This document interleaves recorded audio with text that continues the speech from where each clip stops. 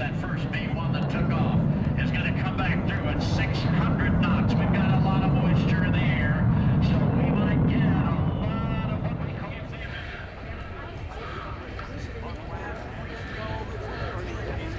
I believe we have him in sight. Hawk 81, his call sign, and he's got the pedal to the metal, ladies and gentlemen, from the left. At over 600 knots, that's almost 700 miles an hour, 660 miles an hour, something like that. We're going to have that B-1 coming through, and look for those vapors, because like I said, we've got a lot of moisture in the air today, and we should get some nice vapors over the wings at this speed. Gentlemen, 600 knots. He's got the burners lit. You ought to be able to see the fire coming out of the tails of those 4 big afterburning engines. The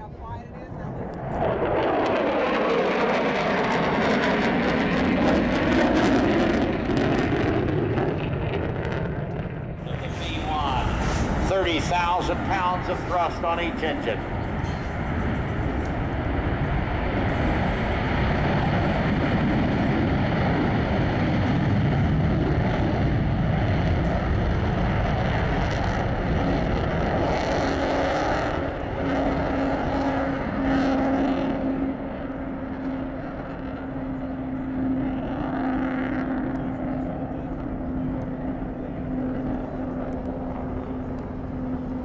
And he's on his way.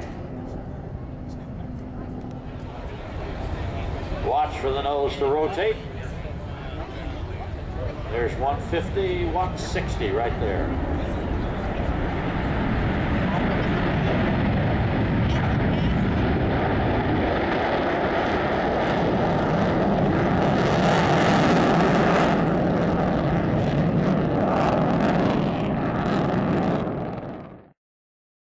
System, allowing it to operate with a crew half the size of current aircraft.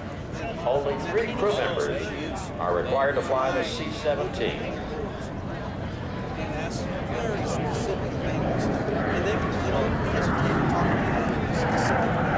Watch now as he executes a teardrop maneuver out there.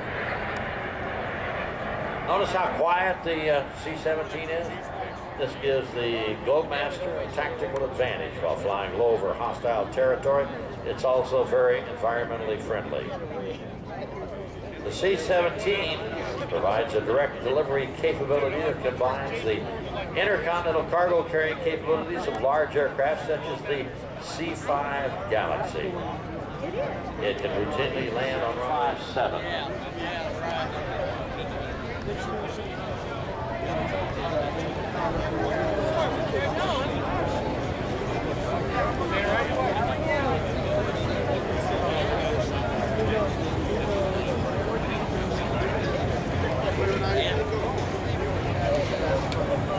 The amount of thrust on the big C-17 allows it to carry over 170,000 pounds of cargo.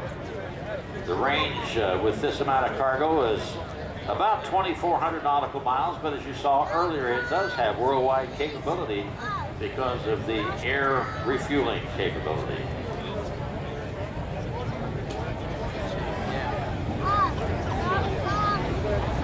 Got the big power lift flaps on the trailing edge or the back of the wing lowered down there. The leading edge slats are out on the front edge of the wing. The gear is down in this landing configuration. Listen as he adds the power now here at show center and a go-around maneuver. Big power lift flaps that you can see hanging down there changes the wing configuration, allowing it to fly at these slow speeds. Now listen for the power to come up. The gear will be retracted. There we go.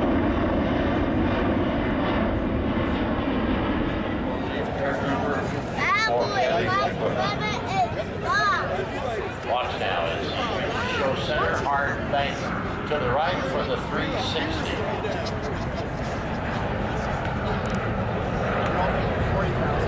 There we go.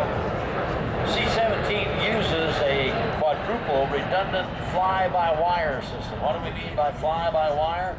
Well, it means that the aircraft's flight controls are electronically operated by inputs from the controls in the cockpit, and there are 4 separate flight control computers, each of which can manage all of the others. The computers continuously monitor those flight controls and each other. If there's any problems, they automatically work around it. RCAF, United States Navy, Indian Air Force, United States Air Force, European Air Force. It's been over 4 years restoring this historic airplane. January 2007, so it is 86. The main crew for what you see right out in front of you right now, the F-2 Wildcat.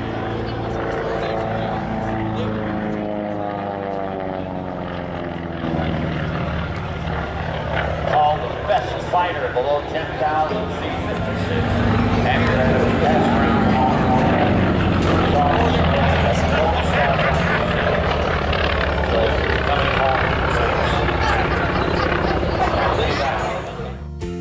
for Liberator. The big American 8th Air Force began operations in May of 1942 on targets in France.